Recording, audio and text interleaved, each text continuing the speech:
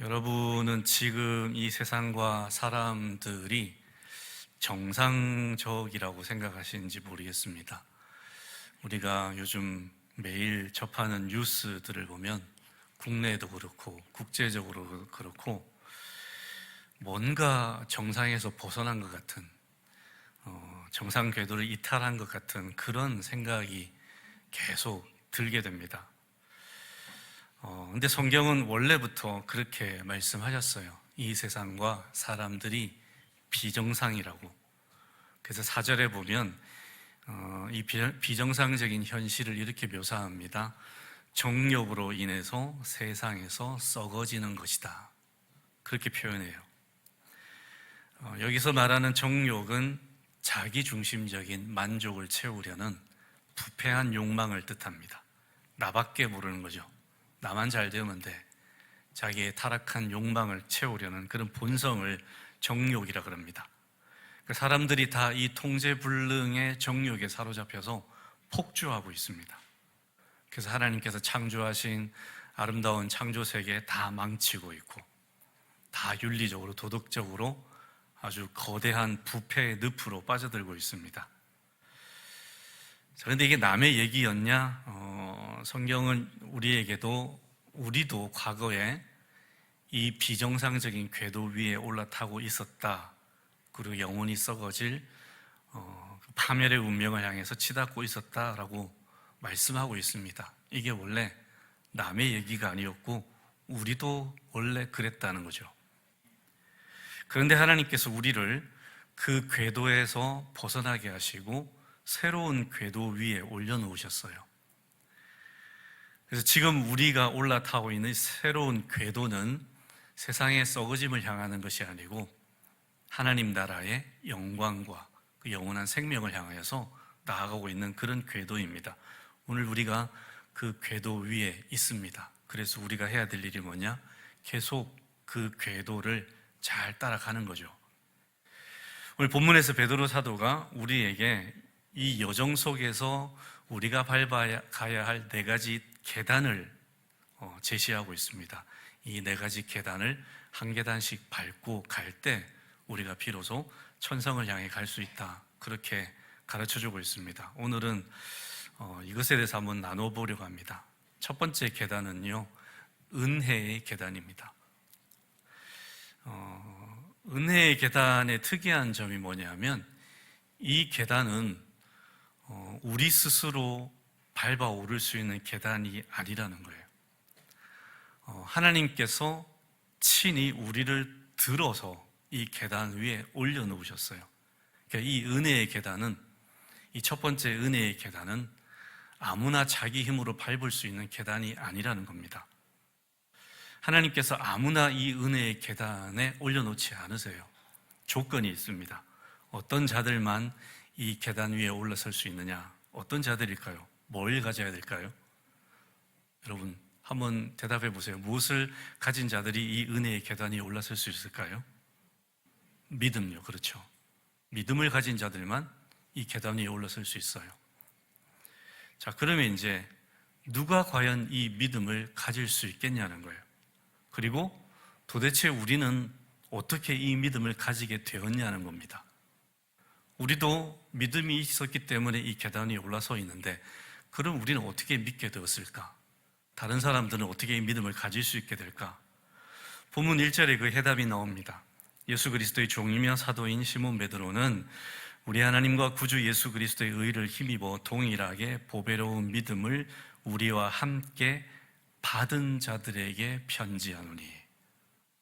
자, 여기서 베드로 사도가 무슨 얘기를 하고 있냐면 우리가 스스로 믿음을 가지게 되었다. 이 믿음이 우리 안에서 생성되었다라고 얘기하지 않습니다. 그 믿음을 어떻게 했다 그래요? 받았다 그래요. 우리 하나님이시며 구주이신 예수 그리스도의 의를 통해서 이 보배로운 믿음을 우리가 선물로 받았다라고 선포하는 겁니다. 그 믿음은 우리 안에서 자생적으로 생겨나는 게 아니에요. 세상의 모든 사람들도 이 믿음을 스스로 가질 수 있는 게 아닙니다. 믿음은 하나님이 주셔야 됩니다. 정리하면 하나님께서 우리에게 믿음을 주시고 그리고 그 믿음을 매개체로 해서 우리를 은혜의 계단 위에 올라서게 하셨다는 거예요. 쉽게 표현하면 하나님께서 은혜의 밥상을 다 차려놓으시고 그거 떠먹을 수 있는 숟가락까지 우리 손에 쥐어주셨다는 거예요. 우리식으로 표현하면 북치고 장구치고 다 하신 거죠. 설교의 황제라고 불리는 찰스 스펄전 목사님이 자기의 구원에 대해서 이런 얘기를 했어요. 나는 내가 구원받은 것이 전적으로 하나님의 선택임을 믿는다.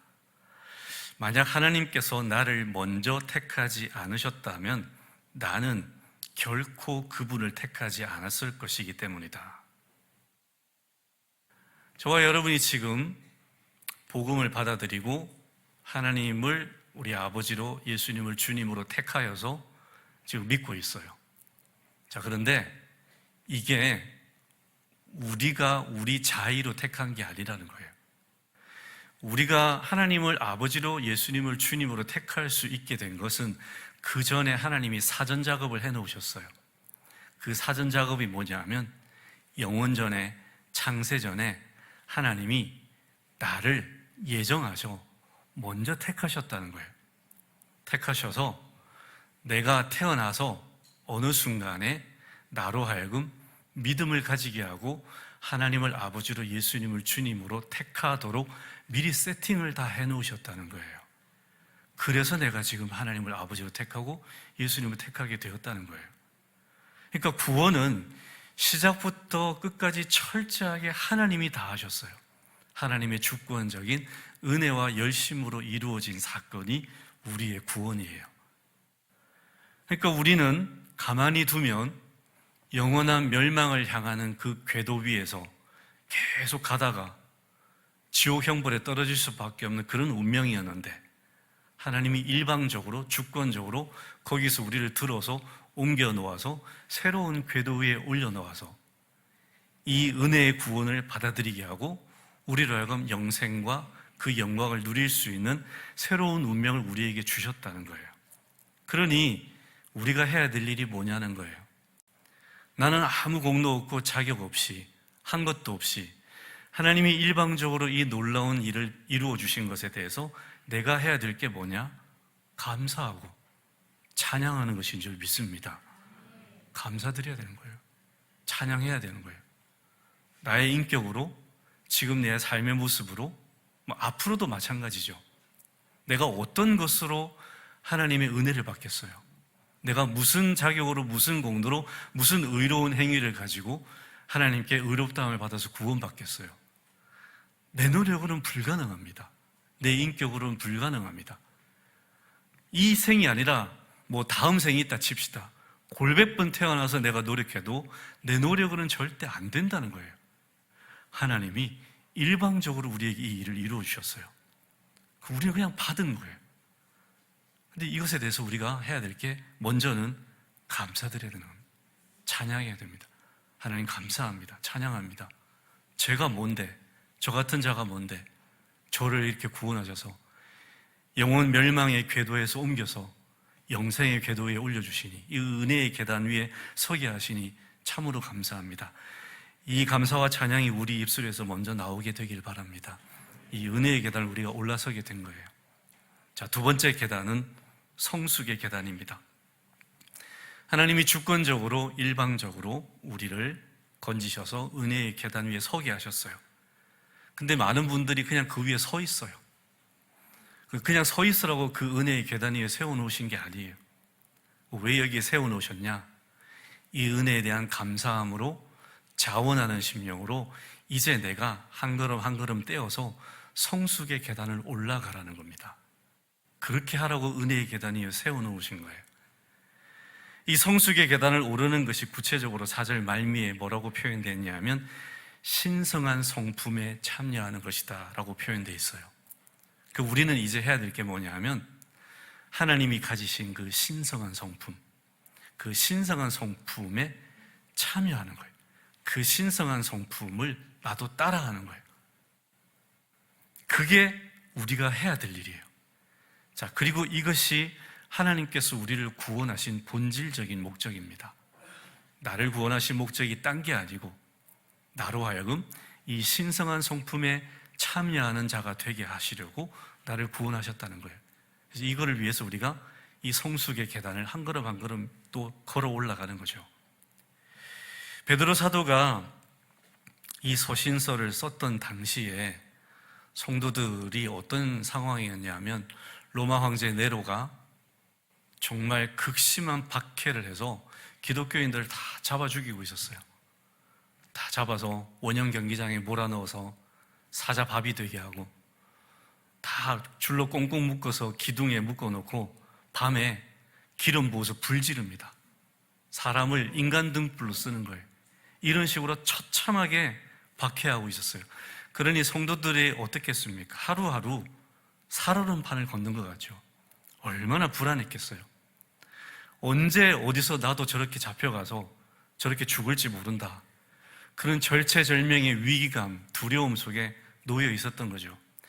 그러니 여러분, 그들에게 무슨 정신적인 여유가 있었겠어요? 날마다 속으로 아마 이렇게 외쳤을지 몰라요. 오늘도 무사히 넘겼으면 좋겠다. 오늘도 무사히 넘겼으면 좋겠다. 그러고 살고 있었을지 모릅니다. 베드로 사도가 그걸 알아요. 그래서 뭐라고 권고하냐 하면, 내가 여러분의 형편을 모르는 게 아닙니다. 여러분이 정말 힘겹고 어렵고 두려움 속에 있다는 것도 압니다. 근데 여러분이 여러분의 삶의 시간을 그렇게 두려움 속에 위축되어서 보내는 것, 그게 과연 성도의 올바른 모습일까요? 라고 얘기하는 거예요. 여러분이 남은 시간을 그렇게 두려워 벌벌 떨면서 시간을 다 보내는 것이 과연 바람직한 인생일까요? 하나님이 그렇게 시간 보내라고 여러분을 선택하셨을까요? 라고 묻고 있는 거예요. 어떻습니까, 여러분? 그게 정말 성도의 모습일까요? 늘 두려워서 벌벌 떨면서 염려 근심에 짓눌려가지고 그렇게 하루하루 세월 다 보내는 게 과연 그게 성도가 살아야 될 인생일까요? 아무리 생각해도 아니신 것 같죠, 그죠? 아니라는 거예요. 그래서 베드로 사도가 얘기합니다. 그 위급한 현실에 짓눌리지 말고 거기에 잠식되지 말고 여러분을 구원하신 그 목적에 집중하십시오라고 권고하는 거예요. 그럼에도 불구하고 여러분을 구원하신 그 목적에 집중하고 거기에 매진하십시오라고 권면하는 거예요. 개가 짖어도 기차는 달린다, 그런 말이 있잖아요. 이건 우리에게 영적으로 적용되어야 될 말이에요. 여러분, 우리가 어떤 극한 상황에 처하더라도, 어떤 문제를 만나더라도, 어떤 환난 속에 있더라도 우리는 그거 관여하면 개의치 말고요, 우리는 우직하게 가야 됩니다. 우리가 어딜 가야 되냐? 이 성숙의 계단, 하나님이 나를 올려놓으신 이 새로운 궤도, 이 궤도를 계속 저벅저벅 오롯이 밟고 계속 전진해야 되는 거예요. 이게 우리가 해야 될 모습이라는 거예요. 우리가 살아야 될 삶의 모습. 오늘 이 자리에 계신 여러분들 속에도 지금 많은 염려, 근심 있을지도 모르겠습니다. 앞날이 캄캄해서 내가 이제 어떻게 해야 되냐, 이런 두려움에 사로잡혀 계실지도 모르겠습니다. 그렇게 일주일 살다가 여기 오셨는지 모르겠어요. 또 앞으로 또 일주일 그렇게 살아가실지도 모르겠어요. 근데 여러분, 생각해 봅시다. 그렇게 사는 것이 성도가 살아야 될 삶의 모습일까요? 그렇게 내 세월을 다 보내버리는 것이 과연 내가 살아야 될 인생일까요? 그렇게 살았다 칩시다. 나중에 내 생의 마지막 순간에 내 인생을 돌아보면서 무슨 고백을 하게 될까요? 아, 내가 내 평생을 이렇게 염려 근심에만 찌들려 살다 왔구나. 내가 이렇게 계속 두려워하고만 하다가 살다 왔구나. 그렇게 고백하지 않겠어요? 얼마나 후회하실까요? 얼마나 그렇게 흘려보낸 시간들이 아까울까요? 그렇습니다, 여러분. 우리 그렇게 살면 안 돼요. 당연히 염려 있죠. 근심 있죠. 두려움 있습니다. 그건 인지상정이에요. 그런데 거기 짓눌려가지고 그것 때문에 전전긍긍하면서 세월을 다 보내면 안 된다는 거예요. 그러시면 안 됩니다. 지난 한 주간 여러분 그렇게 살아오지 않으셨습니까? 또 이 성전문을 나가서 또 그렇게 살지 않겠습니까? 그러시면 안 된다는 거예요. 그건 진짜 세월 다 낭비하는 거예요. 그럼 내 인생 돌아봤을 때 남는 게 하나도 없어요. 그냥 현실의 문제에 짓눌려 살아가는 그런 처참한 모습밖에 남는 게 없어요. 그 인생 얼마나 비참합니까? 주님이 우리에게 말씀하세요. 그렇게 살지 말라고. 너희들이 염려 있는 거 내가 안다. 근심 있는 거 안다. 너희들이 어떤 상황인지 내가 안다. 너희들 얼마나 위기 상황에 처해 있는지 다 안다. 그런데 거기 잠식되면 안 된다. 거기 짓눌려 살면 안 된다. 그럼에도 불구하고 그런 것들이 개짓듯이 다 짖어도 너 그거 개의치 말고 너의 기차는 달려가야 된다는 거예요. 너는 내가 너를 세워놓은, 올려놓은 이 새로운 궤도 위에서 너의 인생, 신의 성품에 참여하는, 신성한 성품에 참여하는 이 목적을 향해서 그냥 한 발 한 발 우직하게 가야 된다. 그게 네가 살아야 될 인생이고, 그게 지혜롭게 세월을 보낸 것이고, 그렇게 살 때 나중에 뒤돌아봤을 때 네가 후회하지 않는 인생을 살 수 있다. 그 말씀이에요. 여러분, 우리가 그렇게 살 수 있게 되기를 바랍니다. 현실의 여러 가지 문제와 위기 앞에 무릎 꿇지 마십시오. 그것 때문에 어떡하지 이렇게 시간 다 버리지 마세요. 아무것도 남는 게 없어요. 그러면 주님이 뭐라 그러십니까? 나한테 뭐라 그래요? 너의 염려 근심 나한테 어떻게 하라 그래요? 맡기라 그러잖아요. 믿음을 발휘해라. 맡겨라 그러잖아요. 왜 그러고 있니? 맡겨라 그래요. 나한테 맡겨라. 내가 책임질게. 너는 그 염려와 근심에 너의 에너지, 너의 시간, 그 아까운 거 다 쏟아서 허비하지 말라. 그러면 뒤돌아봤을 때 네 인생이 참 비참한 인생으로 끝나게 된다. 아무것도 안 남는 인생이 된다. 그거 내가 책임질게. 대신 너는 내가 너에게 준 진짜 인생 목적, 내가 너에게 살라고 한 진짜 가치 있는 인생, 그 인생에 너의 에너지와 시간을 투자해라. 그러시는 거예요. 그렇게 살아야 되는 겁니다. 그렇게 사는 게 뭐냐? 이 성숙의 계단을 한 걸음 한 걸음 올라가는 거예요. 그럼 그게 구체적으로 대체 뭐냐? 베드로 사도가 5절부터 7절까지 해서 이 성숙의 계단을 오르는 것이 무엇인지를 가르쳐줘요. 신성한 성품을 내 삶 속에서 풍성하게 구현해내는 거예요. 그래서 5절부터 7절까지 그 덕목들이 나오죠. 믿음의 덕을, 덕의 지식을, 지식의 절제, 절제의 인내를, 인내의 경건, 경건의 형제우애, 형제우애 사랑. 이런 덕목들을 너의 인생 가운데 풍성히 발현되게 해라. 이것이 네가 살아야 될 인생이다라고 얘기하는 거예요. 이렇게 살 때 너의 인생이 후회하지 않는 인생이 될 것이다 그래요. 이것이 누구의 성품이에요? 하나님의 성품이에요. 하나님 닮은 삶을 살라는 거예요. 하나님의 자녀답게 하나님 닮은 삶을 살아가는 것이 네가 살아가야 될 가장 고귀하고 가치 있는 인생이고, 그렇게 살 때 뒤돌아봤을 때 너는 후회하지 않은 인생이 될 것이다 라고 말씀해 주시는 거예요. 그런데 여러분, 이 과정을 보면요, 믿음으로 출발해서 어디에서 끝납니까? 사랑에서 끝나죠. 결국 신성한 성품, 하나님 닮을 삶을 살아간다는 것은 결국 뭐냐? 사랑하는 삶이에요.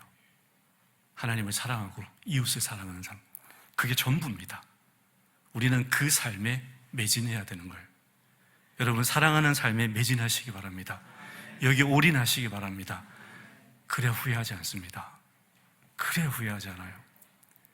우리가 이런 삶을 살아가고 이렇게 해서 하나님을 닮아가는 존재로 빚어진다는 게요, 굉장히 기적 같은 일이에요. 경이롭고 가슴 벅찬 신비의 일이에요.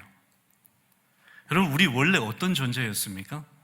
로마서에 나오다시피 연약한 자였고 죄인이었고 또 뭐였다고? 하나님의 원수였다고 그래요. 우리 원래 그런 존재였어요. 예레미야서는요, 우리의 존재에 대해서, 과거의 존재에 대해서 이렇게 표현합니다. 구스인이 그 피부색을 바꿀 수 있겠느냐? 표범이 그 가죽에 있는 얼룩반점을 없앨 수 있겠느냐?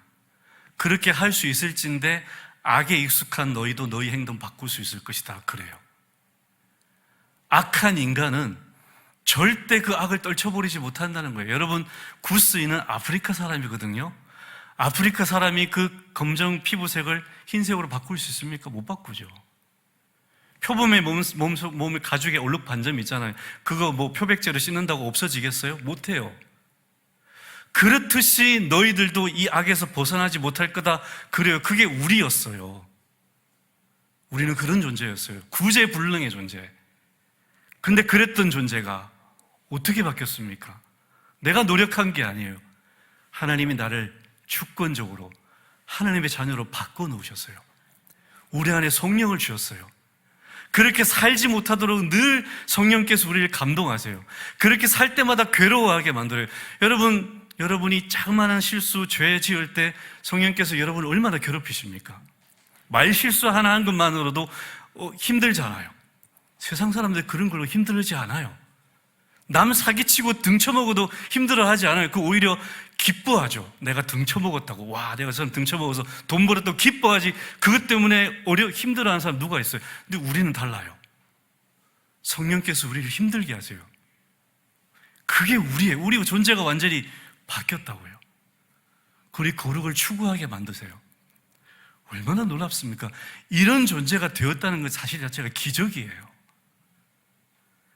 그래서 우리는 하나님의 원수이자 죄인이었는데 예수 그리스도의 보배로운 피로 구원받았을 뿐만 아니라 거룩한 영이신 성령께서 우리 안에 들어오셔서 우리에게 늘 감동 주시고 우리의 양심을 일깨워서 계속 그 거룩한 삶을 추구하도록 갈망을 주시고, 거룩에 대한 갈망을 주셔서 계속 그 길 갈 수 있도록 계속 도우시고 감동 주시고 이끌어 가시는 그런 존재가 되었다는 게, 이게 큰 은혜예요. 우리가 이렇게 할 수 있는 게 아니에요. 하나님이 바꿔놓으신 거예요. 그래서 우리가 예수 그리스도를 닮은 신성한 성품을 지닌 그 영광스러운 존재로 빚어지고 그렇게 완성된다는 것, 이거는 진짜 꿈 같은 일이에요. 형언할 수 없는 은혜예요. 그런데 여기에 우리도 힘을 보태라는 거예요. 애를 쓰라는 거예요. 내가 너희들 분명히 그렇게 완성시킬 텐데 그 전에 너희들도 나와 함께 이 일에 힘쓰고 매진해라. 나와 콜라보 하자 그런 거예요. 하나님도 감동 주시고 나도 힘을 보태서 콜라보로 이 거룩한 성품을 우리 삶 속에서 구해내가며 살아가는 거예요. 브라질에 미셸 파로 도 프라도라는 사람이 있어요. 사진을 한번 보여주시죠. 저 사람이 이렇게 생겼어요.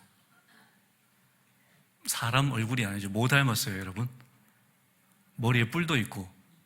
뭐 닮은 것 같아요? 바퀴 닮았죠, 그죠? 네. 저 사람이 원래 저런 얼굴이 아니었어요. 저 사람이 왜 자기 얼굴 저렇게 만들었을까요? 마귀 닮고 싶대요. 사탄을 닮고 싶대요. 저 얼굴 만들려고 성형수술 60번 했어요. 수천만 원 봐가지고. 여러분 저거 보면서 뭐 느끼시는 거 없어요? 저는 저거 보면서 회개했어요. 하나님, 사탄 닮겠다고 수천만 원 투자해가지고 자기 얼굴을 저렇게 뜯어고칠 만큼 노력을 기울였는데 저는 거룩하신 주님을 닮아가는데 나는 얼마나 노력 기울였을까요? 나는 얼마나 대가를 치렀을까요? 저 회개했어요. 여러분 어떠십니까? 아니 저 망할 인생 살자고 저렇게 노력해요. 저렇게 해서 망할 인생을 사는 거잖아요. 근데 망할 인생 잘 살자고 저렇게 노력해요. 수천만 원. 근데 우리는 복된 인생 살라고 부름받았는데, 영광스러운 인생을 살라고 부름받았는데 이 영광스러운 살기 위해서 우리는 어떤 대가를 치르고 있습니까? 여기 아무런 대가도 안 치른다면 우리 저 사람 보기에 부끄럽지 않아요? 사탄을 닮으려고도 저 정도 노력하는데 예수 그리스도를 닮기 위해서 나는 과연 얼마나 노력하고 있냐는 거예요. 저는 회개했어요. 우리에게 이 영광스러운 여정을 주시고 우리를 이렇게 영광스러운 존재로 만들어 주시겠다는 그 귀한 약속을 받아놓고도 그 약속을 뒷전에 두고 우리는 여전히 세상 것, 썩어질 것 추구하고 그 말도 안 되는 것 따라서 배설물 같은 걸 침 흘리고 그렇게 살아가는 모습들, 이게 얼마나 말이 안 되는 얘기냐는 거예요. 여러분, 우리 자신이 어떤 지금 마음가짐으로 어떤 방향성을 향해서 가고 있는지를 다시 한번 점검해야 됩니다. 내 인생을 망할 인생으로 몰아넣지 마시기 바랍니다. 정말 무가치하고 가치 없는 인생으로 몰아넣지 마시기 바랍니다. 거기서 건져내셨잖아요, 주님이. 그럼 나도 내 인생을 건져내야죠, 날마다. 다시 거기로 돌아갈 때, 할 때마다 건져내고, 그러면 안 돼. 건져내고, 또 건져내고. 그래서 계속 바른 길로, 바른 궤도로 향하도록 노력해야죠. 이게 우리가 힘써야 될 일이라는 거예요. 세계적인 기독교 변증가 C.S. 루이스가 이런 말을 합니다. 하나님은 우리를 단순히 낡은 오두막을 수리하는 정도로 부르신 것이 아니라 그분 자신이 거하실 거대한 위대한 궁궐로 개조하려 하신다. 하나님 우리를 살짝 뜯어 고쳐가지고 적당히, 아니요, 그런 존재로 만들려 하시는 게 아니고 하나님이 거하실 만큼 위대하고 영광스러운 존재로 만드시겠다는 거예요. 아멘. 이게 우리가 받을 축복입니다. 이게 우리가 받은 축복이에요. 하나님이 나를 그렇게 위대한 존재로 만드시겠대요. 정말 우리 속된 표현으로 내가 너를 삐까뻔쩍한 존재로 내가 만들어줄게, 그러시는 거예요. 이게 우리의 목적이에요. 인생 목적.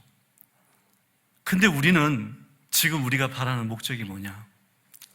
좀 할 수 있으면 안락한 환경, 좀 좋은 조건 속에서 좀 그냥 잘 편하게 잘 살다가 적당한 때 주님 부르시면 가는 거. 이 정도로 예수 믿어요. 예수 믿는 게 이게 단 줄 알아요. 애시당초 처음부터 전도받을 때 잘못 전도받아가지고 예수 믿으면 복 받습니다, 이렇게 전도받아가지고 그 예수 믿음 물질의 복을 받는데 그게 끝인 줄 알고. 아닙니다, 여러분. 물론 물질의 복도 주시겠죠. 근데 그게 본질의 복이 아닙니다. 우리에게 주신 진짜 복은 우리가 바뀌는 거예요.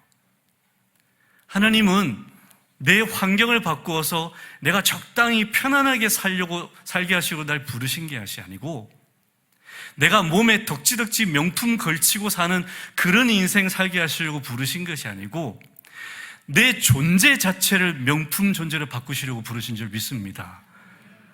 여러분, 이걸 꿈꾸세요. 내가 명품이 돼야 돼요. 명품을 달고 사는 인생이 아니라 명품을 달고 살아도 쓰레기 같은 인생 사는 사람들 많습니다. 그런 인생이 아니고 내 자체가 명품이 되는 거예요. 그까지 명품 없어도 내가 갈 때마다 사람들이 나를 명품처럼 바라보는, 저 사람 인격이 진짜 멋있구나, 저 사람 사는 삶이 진짜 내가 본받을 만하구나, 그런 명품 인생이 되라는 거예요. 주님 우리 그렇게 만들고 싶으시다는 거예요. 우리 그걸 꿈꿔야 되는 겁니다. 계속 환경만 바꿔달라고 하지 마시고, 주여 저를 좀 바꿔주세요. 제가 명품이 되길 원합니다. 제가 영광스러운 존재가 되길 원합니다. 이 꿈을 꾸고 이 목적을 향해서 달려가자는 거죠. 그래야 후회하지 않습니다. 그래서 이 고결한 목적에, 이 성숙의 계단에 올라선 우리가 이제 한 걸음 한 걸음 자원하는 심령으로 잘 걸어갈 수 있는 성도가 되시기를 주님의 이름으로 축원합니다. 세 번째 계단은 확신의 계단이에요. 10절에서 베드로 사도가 얘기합니다. 우리가 부르심 받고 택함 받은 것을 굳게 하라 그래요. 성도들이 신앙생활 하다가 실족하는 경우가 있습니다. 아, 내가 진짜 하나님의 자녀일까? 나 정말 구원받았을까? 이런 마음이 드실 때가 있어요. 여러분, 언제 이런 생각이 듭니까? 대부분 보면 내 모습이 하나님 자녀답지 못할 때, 내 삶이 성경적이지 못할 때, 그때 우리가 이런 생각을 하게 돼요. 야, 내가 지금 이 꼴로 살고 있는데, 내 인품이 이 정도밖에 안 되는데 내가 정말 구원받은 자녀일까? 내가 하나님의 자녀일까? 이걸 실족이라 그래요. 그 실족이 뭐냐 하면 이런 불안과 회의 속에서 휘청거리고 살아가는 거예요. 이런 상태에 빠지게 되면 어떻게 되냐면 영적인 활력을 다 잃어버립니다. 그리고 명목상 신분은 그리스도인인데 삶은 전혀 그리스도인답지 않은 삶을 살게 돼요. 이걸 실족했다 그래요. 비참한 영적 상태에 빠지게 돼요. 자, 그럼 한번 여러분에게 여쭤보겠습니다. 만약에 여러분이 지금 이런 생각을 하고 있다면, 야, 내가 진짜 하나님의 자녀일까? 내가 이런 모습을 가지고 있는데 정말 내가 구원받았을까? 라는 생각을 하고 있다면, 여러분은 구원받으셨을까요? 구원받지 못하셨을까요? 가르친 보람이 있네요. 네. 그 별개예요. 실족했다고 해서 그렇게 내가 지금 영적으로 하나님 바로 서지 못하고 내 삶이 약간 하나님 보시기 부끄러운 삶 속에 있다 할지라도 구원하고는 상관이 없어요. 구원은 우리의 행위로 받는 게 아닙니다. 무엇으로 받는다고요? 믿음으로요. 그 믿음마저도 누가 주셨어요? 하나님이요. 거기서 이미 끝났어요. 우리가 하나님을 믿고 예수님을 영접했을 때 이미 구원은 거기서 끝난 거라고요. 내가 노력해서 내가 잘나서 내 인격으로 구원받은 게 아니라 처음부터 하나님 나의 추한 모습 다 아시지만 그냥 그대로 받으시고 구원하셨다 그러잖아요. 그때부터 차근차근 고쳐나가시는 거예요. 물에 빠진 사람한테 가서 불교와 유교와 기독교, 이슬람을 비교하는 게 있어요. 물에 빠진 사람한테 가서 불교는 팔짱 끼고 도 닦으세요. 그런데요. 유교는 선하게 사세요. 이슬람교는 업보 잘 쌓으세요. 기독교는 어떻게 할까요? 건져냅니다. 먼저 건져내요. 언제 물에 빠져 허우적거리는데 언제 도 닦아서 언제 살아납니까? 기독교는 먼저 건져내요. 건져낸 다음에 이제 때려가지고 사람 만들어가는 거지. 우리는 이미 건져냄 받은 줄 믿습니다. 지금 여러분이 내가 하나님의 자녀일까? 내가 이 상태로 사는데 이제 구원받았을까? 이 고민하시면 안 돼요. 이 고민 이미 끝난 거예요. 우리는 이미 구원받았어요. 건져냄 받았고, 대신 이 고민을 왜 하고 있냐면 내가 내 모습을 보니까 전혀 구원받은 자답지 않기 때문에 내가 주관적으로 구원에 대한 확신이 없는 거예요. 구원에 대한 확신이 없다고 해서 구원 못 받은 게 아닙니다. 그건 상관없어요. 내가 구원에 확신이 없어도 나는 이미 구원받은 상태예요. 근데 문제는 내가 구원받은 확신이 없으면 그때부터 내 삶이 엉망진창이 된다는 거예요. 전혀 하나님께 영광 돌려드리지 못하고 나도 하나님 자녀다운 삶을 살지 못하고 늘 부정적인 생각, 염려, 의심에 짓눌려서 내 삶이 피폐해진다는 거예요. 그러면 안 되잖아요. 그래서 베드로 사도가 얘기하는 거예요. 그러지 말고 너의 택하심과 너의 붙드심을 굳게 하라. 그 말은 무슨 말이냐면 너의 삶을 하나님의 자녀답게 구원받은 사람답게 바꾸어서 네가 네 모습을 보면서 스스로 확인을 하라는 거예요. 내가 이렇게 살아가는 거 보니까 내 진짜 구원받은 사람 맞구나. 자기 스스로 확인하는 단계까지 가라는 겁니다. 이해되시죠, 여러분? 안 되시면 다시 설명해야 되는데, 구원받았어요. 우리는 삶은 그런데 못 따라가요. 그것 때문에 낙심이 돼요. 구원에 대한 회의에 빠져요. 그 회의감을 떨쳐버릴 수 있는 비결이 뭐냐? 그 회의감을 떨쳐버릴 만큼 거룩한 삶의 모습을 갖추는 거예요. 내가 지금 회의에 든 것은 내 부족한 모습 때문이잖아요. 그러니까 이 모습을 바꾸라는 거예요. 이 모습을 바꾸면 내가 구원에 대한 회의도 사라진다는 거죠. 내가 이렇게 살아가는 거 보니까 구원받은 자가 맞구나. 스스로 확인할 수 있는 그 단계까지 힘써서 나가는 거예요. 이게 굳게 하라는 거예요.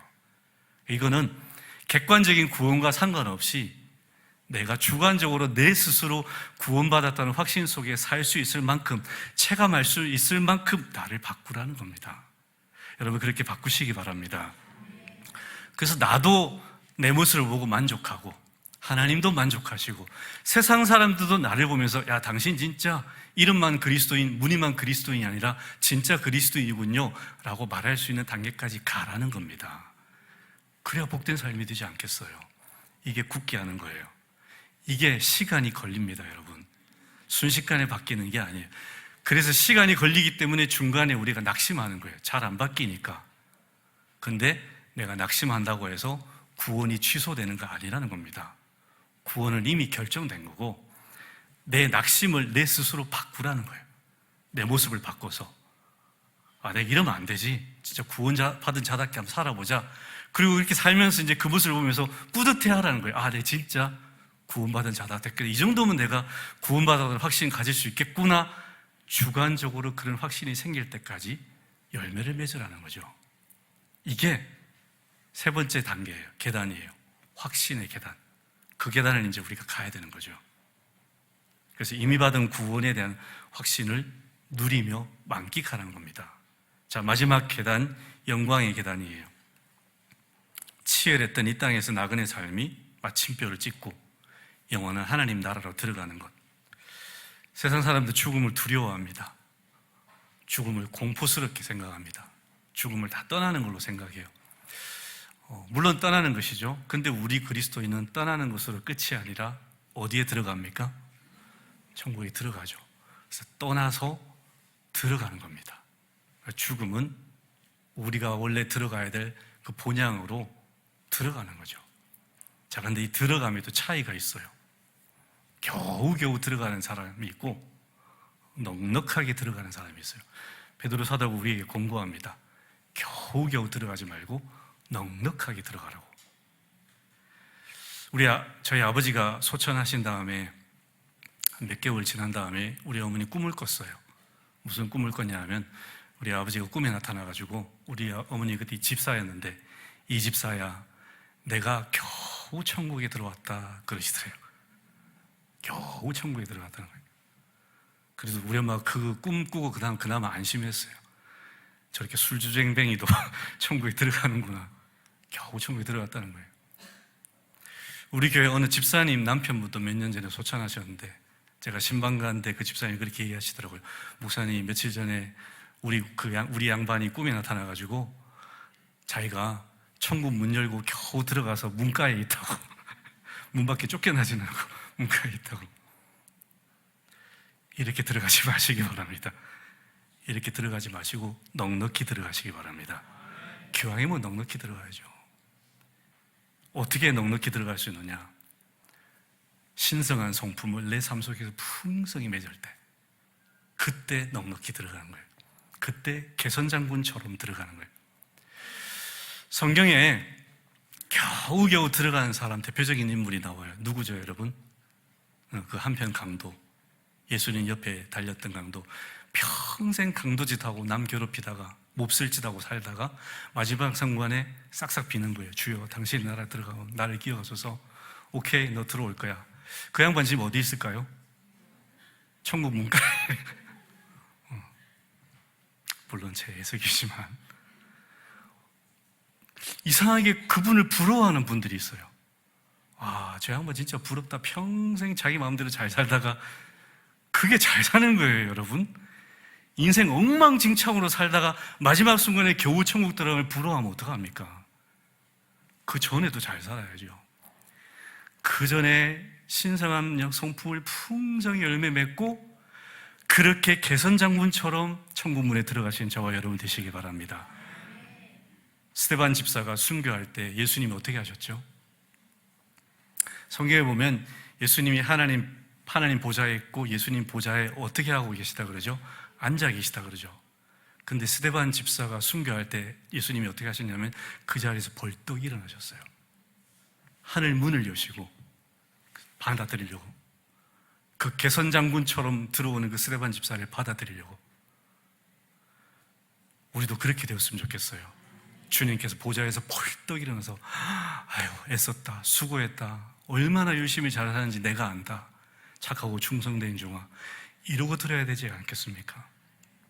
그런 삶이 되라는 거예요.